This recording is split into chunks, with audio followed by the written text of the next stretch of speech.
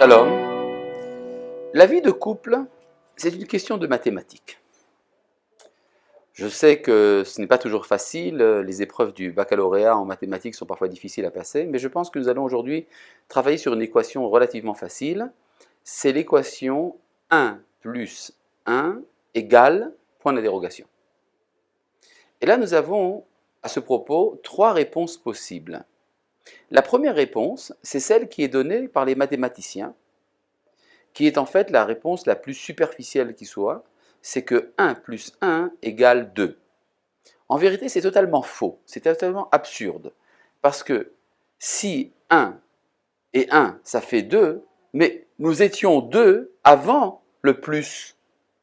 Vous répondront donc, le couple, il ne sait rien, il n'y a rien à changer. J'étais seul et elle était seule, et nous étions déjà 2. Alors pourquoi quand on fait 1 plus 1, ça reste 2? C'est absolument absurde. Donc nous n'allons pas retenir cette réponse. La deuxième réponse, c'est celle des romantiques. Elle est extrêmement nocive, extrêmement destructive. C'est la réponse qui consiste à dire que 1 plus 1 égale 1. Ça voudrait dire que l'amour, c'est la fusion de deux êtres. Mais dans ce cas-là, c'est un assassinat.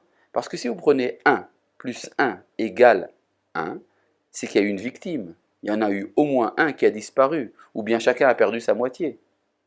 Donc vous comprenez la terreur que ressentent les célibataires à l'idée de se marier. Ça veut dire que se marier, ça serait mourir.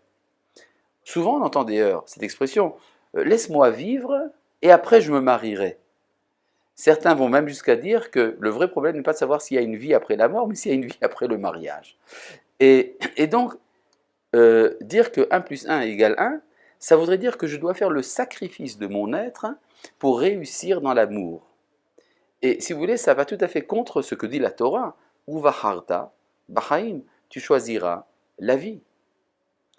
Et on ne peut pas admettre que ce soit tellement pessimiste, mais on peut comprendre d'où ça vient.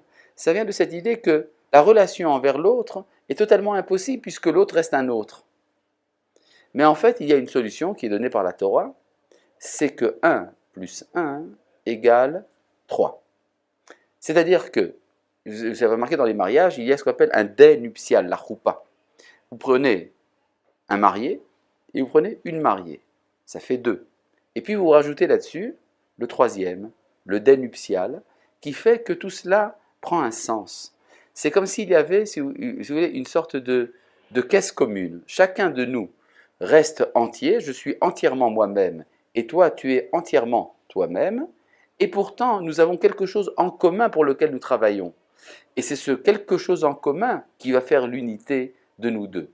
Il y a un très beau verset dans la Torah, Alken ya'azovish et aviv et imo. Un homme doit quitter son père et sa mère. Vedavak beishto, littéralement pour se coller à sa femme. Vehayu levasar echad, de sorte qu'ils deviennent une seule chair. Et la question qu'ont posée nos sages était absolument évidente. Comment est-ce qu'un homme et une femme, même s'ils sont collés à l'un à l'autre, peuvent devenir une seule chair? Il reste toujours deux chairs différentes. Et Rachid nous amène l'interprétation rabbinique qui est « ils deviendront une seule chair dans l'enfant ». C'est-à-dire c'est l'enfant, c'est l'avenir, le troisième élément qui va faire l'unité entre les deux parties du couple. Chacun restera entièrement lui-même. Quand il y a une attente dans la vie de couple, qu'il y ait une fusion totale des deux identités, c'est voué à l'échec. Ça ne peut réussir que si la direction qui est celle du couple, c'est celle de l'avenir, celle de la génération à venir, celle de la contribution à l'humanité qui peut se faire dans ce couple. C'est comme ça que ça peut réussir 1 plus 1 égale 3. Ça veut donc dire que l'engendrement, la continuité du genre humain est considérée comme quelque chose d'optimiste du point de vue de la Torah.